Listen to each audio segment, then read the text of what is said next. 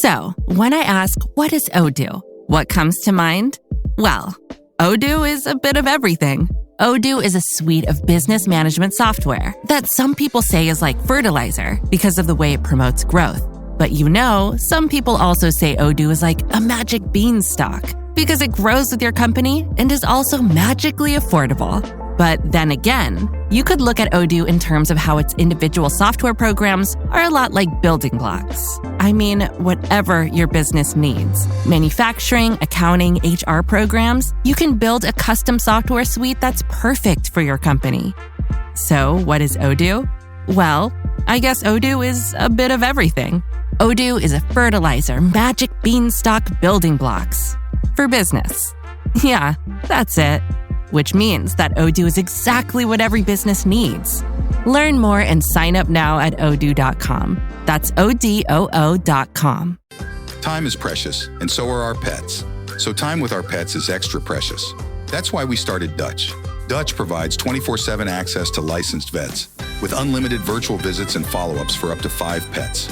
You can message a vet at any time and schedule a video visit the same day. Our vets can even prescribe medication for many ailments, and shipping is always free.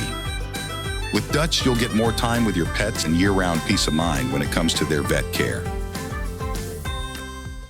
When did it start? I wore a Make America Great Again hat, and the bullying campaign was unleashed. Well, is that free speech for them to disagree with you? Oh, absolutely, to disagree, but to bully and harass, and got to the point to where I was attacked, beaten, and they threatened to kill me. That's when war was declared on our son. It's the Supreme Court stepping in. A legal battle that could redefine discrimination in America.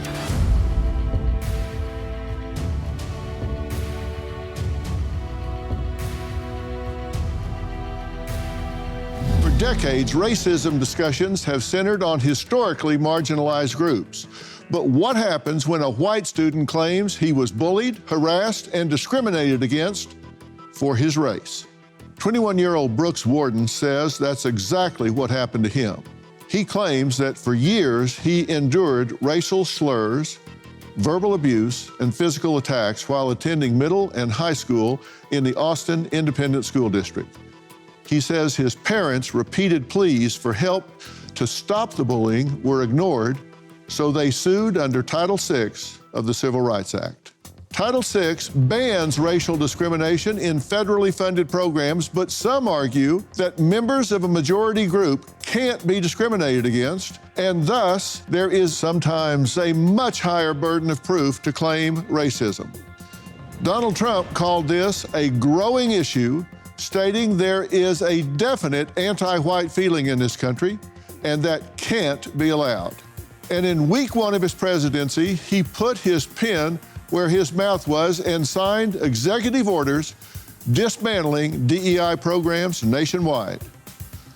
Brooks' case is now at the Supreme Court. If they take it and Brooks wins, it could change how we view and deal with discrimination across the board. Well, Brooks, thank you for being here. You've gone to Austin schools all your life, right? Yes, sir. And this hasn't been a problem all the way along. No, sir, it sure wasn't. When did it start? Well, it started one day on a class field trip when I wore my Make America Great Again hat.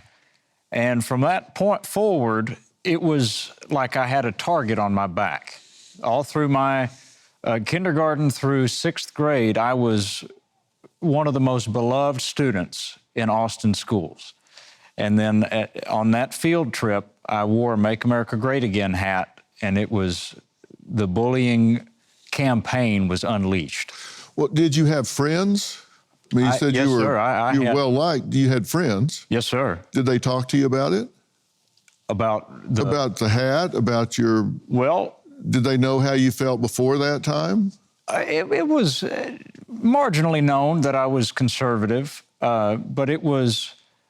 The hardest part was lifelong friends that I had, once I outed myself, turned against me. Really? Yes, sir. Did they come to you and say, hey, why are you doing that? Why are you wearing that hat? Why are you taking this position? I mean, come on, man. Well, a lot of them came to me and said, I didn't know you were a racist. and I didn't know you supported the Ku Klux Klan. So even your good friends that you hung out with? For years, my whole life. Really? Yes, sir. And adults and teachers that I knew my whole life would come up to me and encourage the bullying and call me racist. So what was the principal's take on this? I understood she made fun of you as well. Yes, sir. Well, in middle school, the principal came up to me one day. There was testing at school, and they let us listen to music during lunch to stay quiet. And she came up to me and ripped the headphones out of my ears and said, "Are you listening to Dixie?" in front of 300 students, demonstrating to them that it's okay to bully me and attack me based on my race. Mm-hmm.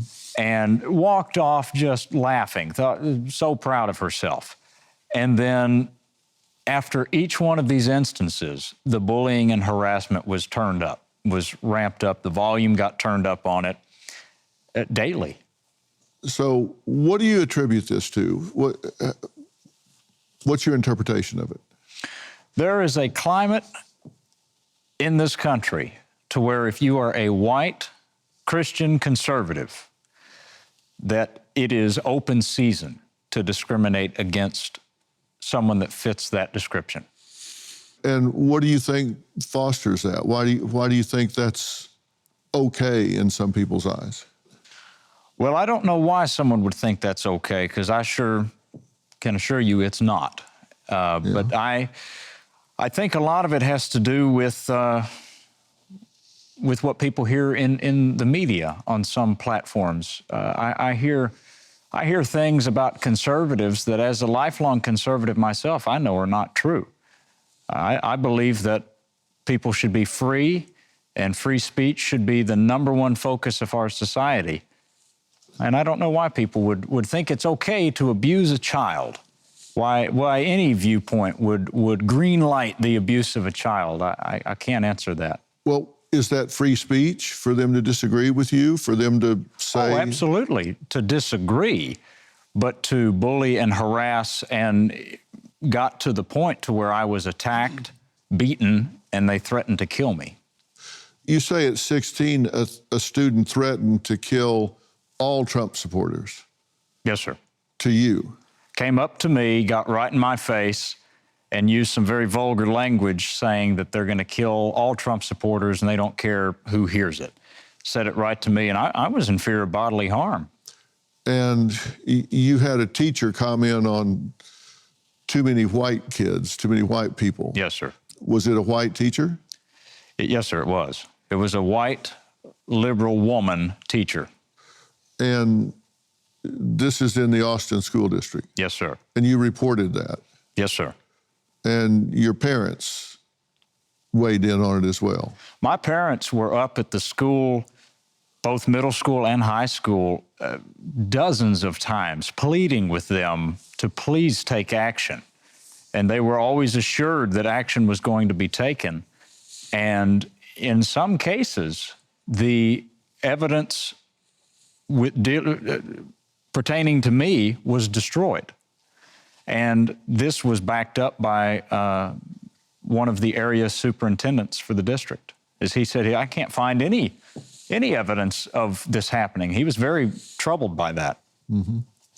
Your experience is that you were bullied. Were there other instances of being discriminated against? Well, yes, sir. There were one time in math class in middle school, we had a black teacher aide that came up to me. I raised my hands, and I can't figure this out. And she came up to me and said, "Oh, you can't figure it out, Whitey," in front of the whole class, and then walked away, wasn't going to help me until I asked again. And she went, "All right, Whitey, I'll help you," and then finally did. Well, that's inappropriate. Well, we have a list of statements that you say staff and students said to you, and there are a lot of witnesses to this, right? "Man, I'm getting concerned about how many white people there are. I don't like that you're forcing your religion on me." Were you doing that? Were you forcing your religion? I wear a cross around my neck, and she came up to me and pointed at my cross And that was what she interpreted as me forcing my religion. All right, called Whitey. You can't figure this out, Whitey. You just related that story to us. You're dumber than I thought. A meme of you was Nazi officer, not Klansman. What happened was the student council president at my middle school made an edited photo, a meme of me as a member of the Ku Klux Klan, of my face on a hooded Klansman. And I saw it. And he spread that around with certain students. And then years later, or I guess a year later, came back to me and said, "You idiot, it wasn't you as a Klansman, it was you of a Nazi officer." As if that's better. And unfortunately for that student, I saw it. But that was the type of rhetoric, the hostility that was put upon me. And teachers didn't give you support in? Teachers encouraged the harassment. All right. Well, towards the end of high school, Brooks had his life threatened by another student. He says zero action was taken by the school or the police. So we're going to hear what happened next. Tax season is here, and while it might not be the most exciting time of the year, it is also a great opportunity to make smart money moves. If your credit is under 600, you could jump 84 points with on-time payments. If you need to boost your credit fast, Kickoff can help. Start building credit immediately with your first month free with our special tax season promo. Tax season is the perfect time to take control of your financial future. For a limited time only, get your first month free at getkickoff.com/Phil. That's PHIL. Don't wait. That's Kickoff without the C. Get your first month free at getkickoff.com/Phil. Must sign up via getkickoff.com/Phil to activate offer. Offer applies to new customers first month only. Individual results may vary. Subject to approval. Offer subject to change. Terms and conditions may apply. Kickoff credit service starts at $5 a month for 12 months. Average first year credit score impact is plus 84 points. Vantage score 3.0. Between January of 2023 and January of 2024. For Kickoff credit account users who started with a score below 600, who paid on time, and who had no delinquencies or collections added to their credit profile during the period. Late payments may negatively impact your credit score. Business owners, are your ads falling flat while your competitors dominate your market? Well, listen up, because FYSI can help and you don't want to miss out. Thousands of brands have already scaled fast with FYSI's innovative marketing strategies. They build smart, multi-channel campaigns that drive real sales and elevate your brand's presence. This is what separates billion-dollar companies from small businesses. And FYSI can help you stand out. And now, FYSI is offering a free $5,000 risk assessment. But don't wait, because this offer won't last. Use promo Dr. Phil to claim your free $5,000 risk assessment at FYSI.com/Dr. Phil or call 800-877-4000. That's promo code Dr. Phil, and visit FYSI.com/Dr. Phil or call 800-877-4000 today for your free $5,000 risk assessment. In 2016, President Donald Trump won the presidential election against Hillary Clinton. Monte Warden claims that same year, teachers and students at his son's school learned Brooks was a Trump supporter and began bullying him. Monte, I appreciate you being here. Thank you for having us. You became aware of this almost immediately, right? Yes, sir. We got a call from the assistant principal, and she said, we want you and your wife to come up. We've seen some concerning things on Brooks's YouTube channel. And we said, well, what are you seeing? They said, well, we just want to discuss this with you. Brooks isn't in any trouble, and he hadn't done anything wrong, but we're just concerned. And so I said, well, what are we talking about here? And they said, well, y'all just come on up here. So his mom and I went up to the school, and it was the principal and the two vice principals. And we said, what's going on? We were scared to death. Brooks had never had any disciplinary issues at all, just good kid, honor roll kid. And they said, well, it's been reported to us that there are some concerning things on his YouTube channel. And his mom and I watched what he put on there. We didn't know of anything inappropriate. And it was just Brooks and his friends with their orange-tipped toy guns. Remember, he's 12. He was just a little boy then, playing guns, playing cowboys and Indians, playing the Alamo, playing World War II. and him shooting a shotgun with his grandpa, supervised. And we said, okay, what is the problem here? And they said, well, no problem, but this is just very concerning for us. We went, well, what is your concern? And they just said, well, this could be violent behavior. And we went, no, this is a little boy playing guns. He's always done this. And then we had talked to a friend who was an attorney before, just not about this getting legal, but I just went, that we're going up to school for this. And so I asked the principal, I said, under what legal authority are you monitoring our son after school? And immediately, Dr. Phil, their demeanor changed. And in that moment, his mom and I realized all these years later, that's when war was declared on our son. And it was just shortly after the 2016 election. President Trump hadn't even taken office yet. He was just president-elect. And the people at Brooks's school, they just singled him out. He certainly didn't come from the only family that had supported President-elect Trump at the time, but he was well-versed in politics and very interested in civics. And they just put a target on his back, just like he said. It was so obvious that they had singled Brooks out that we were so troubled. There clearly had to be other students that came from Republican families or conservative families. Were there other students impacted in a similar way, treated in a similar fashion? Well, I had many of my close friends that were conservatives come up to me and go, we love everything you're saying, but we wouldn't dare say the stuff you do because we don't want what's happened to you to happen to us. They were fearful of repercussions that they just kept their mouths shut at school. And we heard from several parents that just, it was so troubling. They just said, you know, believe what you want to believe, but why don't you just have Brooks just keep his thoughts to himself? And it's just, his mom and I are trying to build a man, and we can't really teach him about America and Washington and then say, but, you know, keep your head down, shut up, and let these people walk all over you. And this wasn't just from students. You said of some teachers as well. That Yes, sir.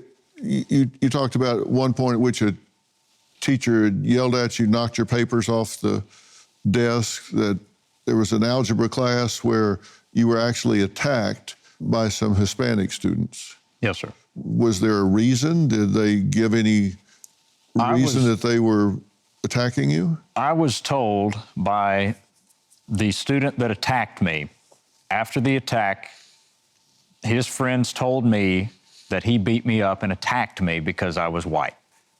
Now, that's the only thing they said.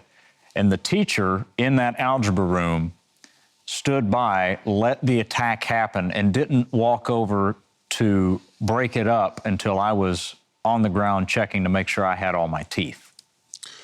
All right, so at this point, have you taken action against the school? Well, you know, his mom and I we would go up to the school and we would say... Dozens of times. Dozens of times, literally dozens of times. You've written, you've been up there, you've called, and you've been up there. We called, we wrote, we would call meetings with these people, and every single time they would promise action would be taken. See, what's important to remember is at no time from when Brooks was in middle school, clear up through the Fifth Circuit en banc hearing with the judges, the school district has not refuted, denied, or disputed anything that happened to Brooks. They have admitted all these things have happened, but they just don't feel, they feel that the discrimination was for political reasons and not racial reasons. But race was always a component in their discrimination against Brooks. Always. His politics, yes, but his faith and his race was always a component when they came after him. And when I say came after him, Dr. Phil, I mean everybody gets bullied in school with other students and kids. They're just trying to figure things out. I'm talking about the teachers, the grown-ups, the people when his mom and I would drop him off at school every morning. We entrust them to not just educate him, but protect him. These were the people that were harassing and humiliating our son. And so you feel like Title VI comes into play here? I absolutely do, yes. So you took this and got to a court and lost because they said this is political, not racial. Correct. Well, some of the judges said, other judges said it was racial. Well, but then you took it up to the Fifth Circuit. Yes, sir. And that's probably one of the most conservative appellate courts in the country. And what was their finding? Well, we had what they called, I didn't know what it was, an en banc hearing where it's all 18 judges. And our attorney went and argued the case there. And it was there in that Fifth Circuit where the district said, their exact words, the district regrets what happened to BW, because Brooks was a minor there. So their exact quote was they regretted it. They split 9-9. They split 9-9. And the two of the judges, Judge Ho, and I believe the other one was Judge Duncan, I believe, wrote just beautiful opinions on Brooks's rights were absolutely, his racial civil rights were violated, were trampled on. And so hopefully the Supreme Court will take this case. All right, and they did decide to take their fight to the highest court in the land, and we'll meet the man helping them after the break. Let's cut to the chase. Your savings could be in serious trouble. When Elon Musk is out here warning us to brace for temporary hardship, you might want to listen. I trust Preserve Gold to safeguard my accounts, and I urge you to do the same. They're the only precious metals company I recommend. Are you going to sit back and hope for the best or take control of your financial future? Text Dr. Phil to 50505 to get your free precious metals guide from Preserve Gold. With gold prices recently breaking records and analysts predicting this trend to continue through 2025, you cannot afford to wait. As a bonus, you can get up to $15,000 with a qualified purchase from Preserve Gold. So don't wait. Text Dr. Phil to 50505. That's DRPHIL to 50505 today. Brooks Warden and his father, Monte, are suing the Austin Independent School District after they say Brooks was bullied for his political beliefs and race. Now, the school doesn't really dispute what has happened to him. They just dispute why. And I think that a lot of people would think that's a distinction without a difference, particularly in terms of the burden on the teachers. Now, joining us now is Mark Trammell, the Executive Director and General Counsel for the Center for American Liberty. Now, why did you decide to take this case up to the Supreme Court? I think it's a really important case. So there's clearly not uniformity from the courts as to how Title VI is being applied. Even here within the Fifth Circuit, 9 judges ruled in favor and 9 judges ruled against, applying 2 different standards. And so that's got to change. We need the Supreme Court to step in and to identify for not just the Fifth Circuit, but for circuits across the country, how to apply Title VI claims. All right, and we actually have some of the language from the Fifth Circuit decision. The concurring opinion, harassment's political, not racial. Harassment must be severe, pervasive, objectively offensive. Harassment, reprehensible but not legally actionable under Title VI. Now, the dissenting opinion said the courts must consider the totality of circumstances. A teacher calling him whitey, physical assault explicitly citing race, KKK memes circulated about him, the majority wrongly focused on political, minimizing racial elements, and Judge Ho's separate dissent, the court's ruling reflects growing societal acceptance of racism against white individuals.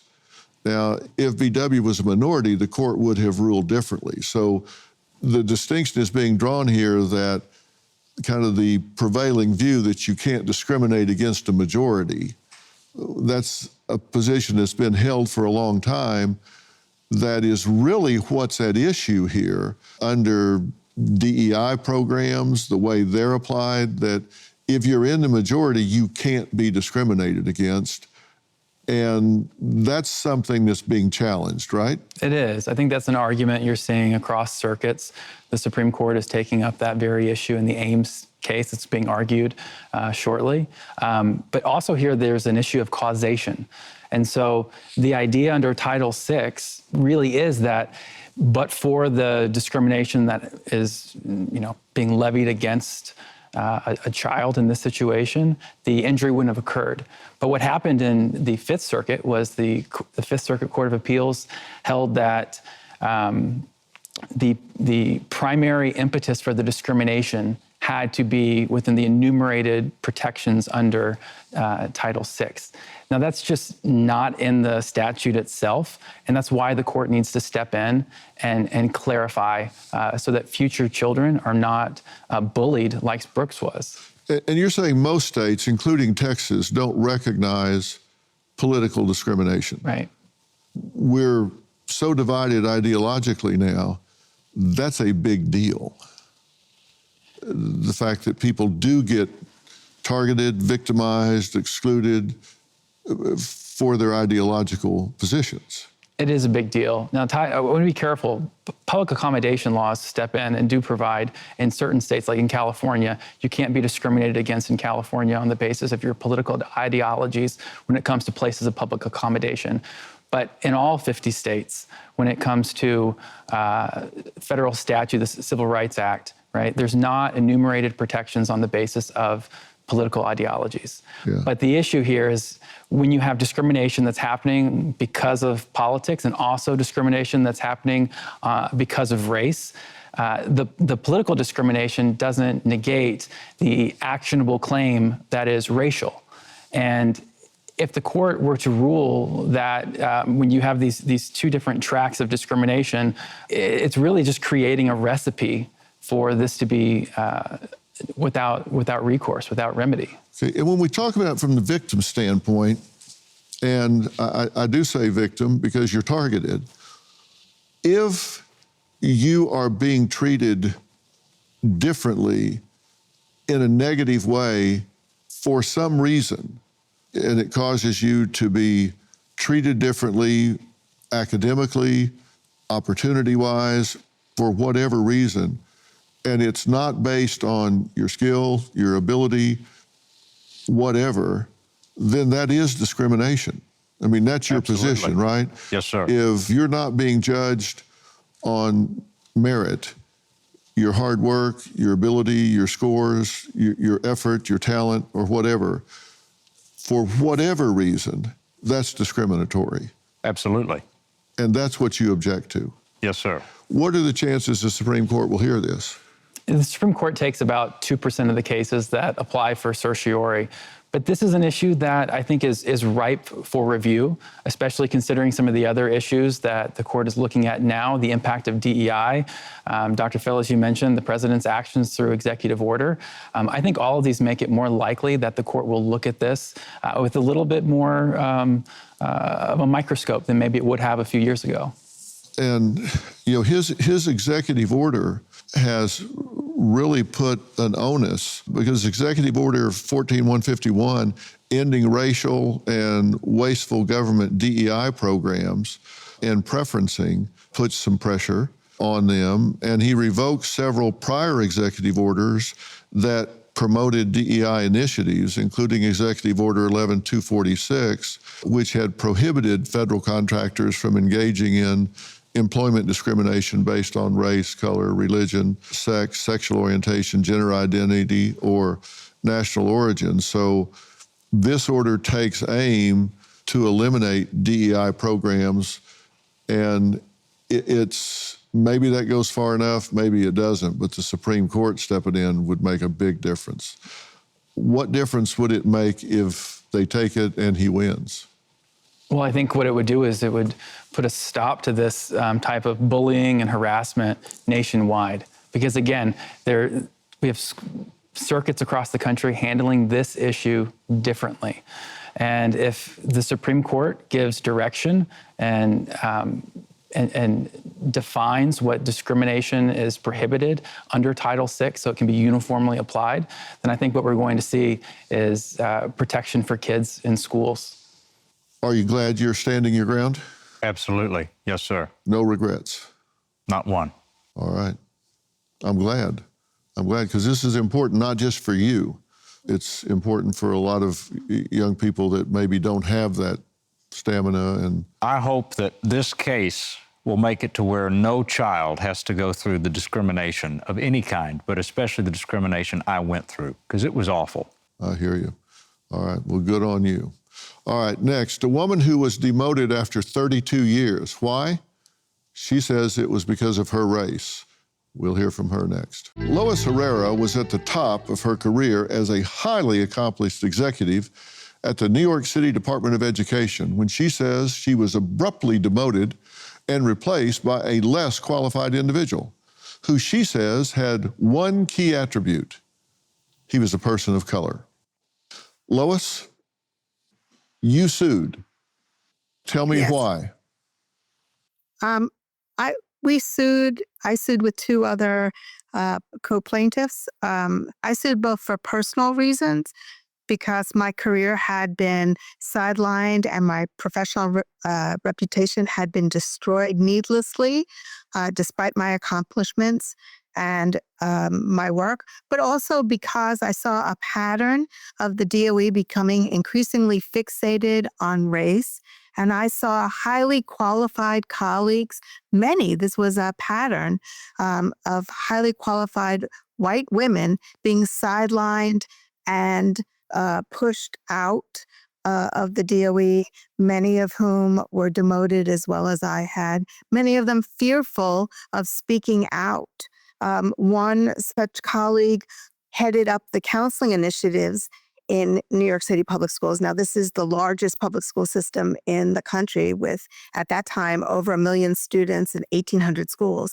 And this colleague of mine had just received New York State Social Worker of the Year and was abruptly replaced by a woman of color who never was a counselor.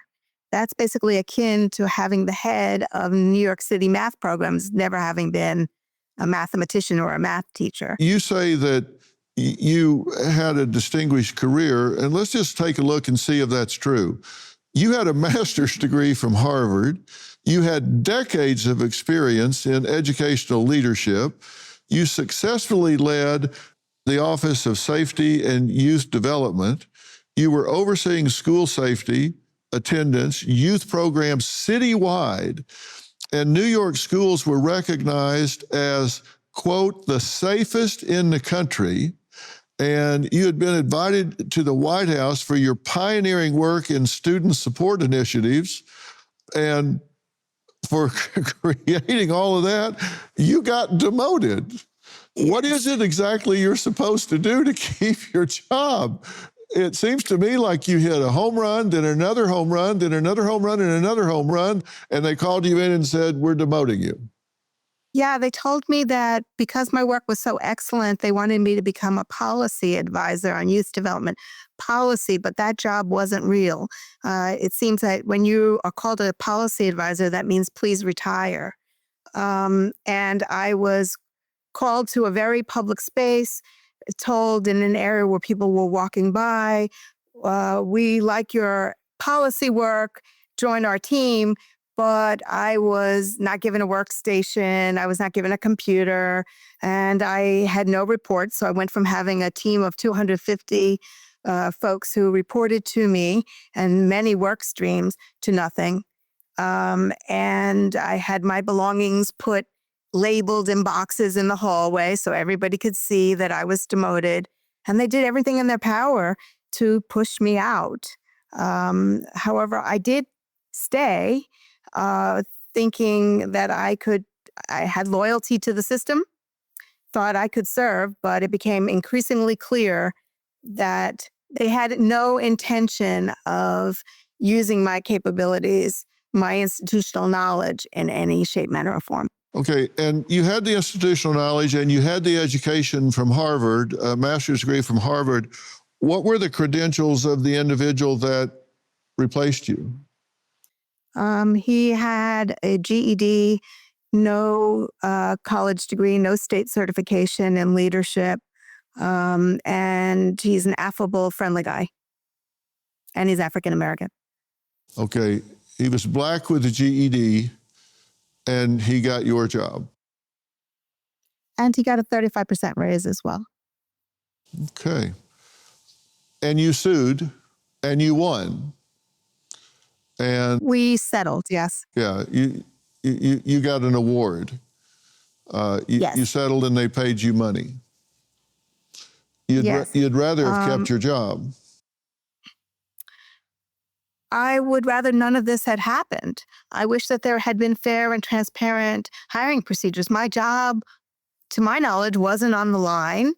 It wasn't, and even if it had been, it wasn't following any of the hiring protocols that were established in the agency.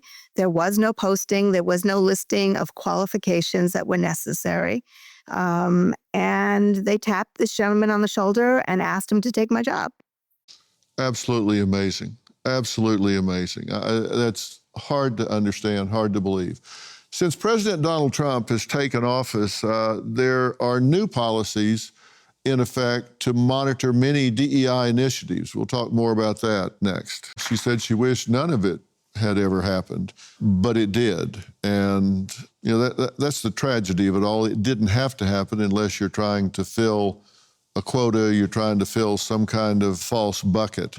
And I want to hear more from Lois about that, but I want to add someone to the conversation. Many Americans feel DEI has not just failed those it was meant to help, but it's turned into its own form of discrimination. It didn't help who it was meant to, and it's hurt others. Now joining us is attorney Seth Berenzweig. Thank you for joining us, Seth. You've been listening to what I was just talking about with Lois, for example. This seems to me to be a perfect example of the failure of a misguided program. What do you think about this? Well, I agree. And the White House has been on a mission since January 21st with its DEI order to really take care of this problem. It's entitled Ending Illegal Discrimination and Restoring Merit-Based Opportunity. And I frankly think that is worded perfectly because that's really the bottom line of what we're talking about here today. This has been an attempt by the White House to really put back up on top in a right way how the law is supposed to operate for both the employer and the employee. Keep in mind that not only is this absolutely discriminatory, the old practice is absolutely discriminatory against Lois and Brooks, the other gentleman that you've had on your show, and it hurts the students, it hurts the employees, but it also hurts the employers. It hurts American business. American business cannot thrive and strive to grow if we're going to be placing arbitrary buckets as a system. Equity does not equal equality. And as a result of that, President Trump has put this order in. It is hitting some litigation turbulence. I believe that will probably end up in front of the United States Supreme Court. But as you're demonstrating on your show today, there are real stories behind these situations. They're really troubling. And we are trying to adjust and correct a systemic problem that has been occurring in the United States for many years. Well, and there's been this presumption that you can't discriminate against someone that's in a majority. And we've seen, I mean, Lois is the perfect example that you absolutely can. And the question is, should we expect to see more cases like Lois and Brooks in the future? And I want to hear what Lois says about this right after the break. We'll be right back. We're talking about whether or not the DEI that President Trump is trying to eliminate and enforce the elimination of is just reverse discrimination. And Lois, you heard Seth, he says it a lot better than I can. Did you feel discriminated against? Was this just reverse discrimination against you? I don't even use the term reverse discrimination. It was discrimination. Race should never be a qualification, or in my case, a disqualification for a job. And, you know, Seth, she and a few others sued, and they got a monetary award. I don't think it was near enough. Frankly, they settled, and probably the right thing to do because you can't unring the bell. But it disrupts lives. This is a woman that spent years having a monumental impact on children that so needed it. Got a master's degree from Harvard and had a huge impact on New York City schools that are so in need of it. And now, okay, so she sues and they settle it, but these kids now are left without her skill set. They're left without her positive impact in an education system that's going to collapse around our ears. We can't afford to have her gone. That's the problem with this DEI mess. Exactly. As we were noting a moment ago, everybody suffers through this system. There's not one good thing about it. And one of the unfortunate aspects of this process, which you've also correctly noted, is that the court system is inherently limited. Largely what it can do is, yes, it can issue a few injunctions, but in a case like this, it ultimately can take money from one side of the table and then bring it over to the other side of the table. But Lois's life has been turned upside down. And frankly, kudos to her for having the courage for standing in and fighting this, because in order for her to even be able to get the city of New York to step up to a settlement, she had to survive a motion to dismiss. So she stood up for her rights.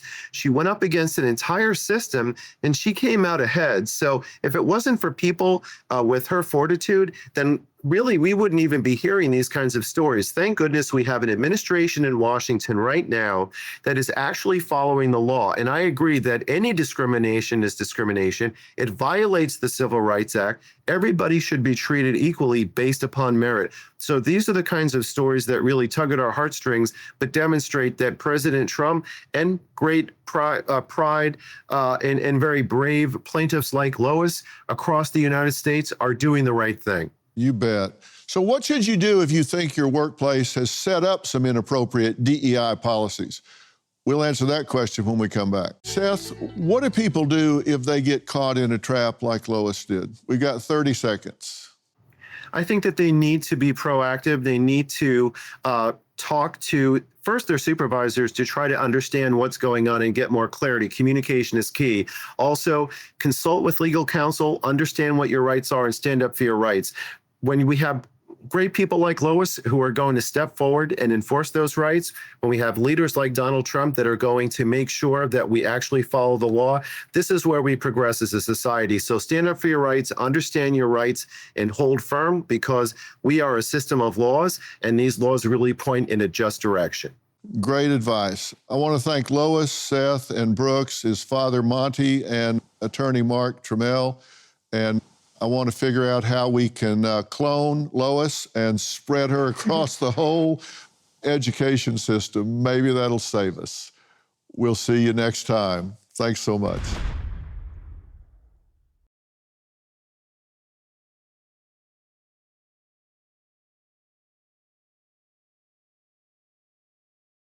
Time is precious, and so are our pets. So time with our pets is extra precious. That's why we started Dutch.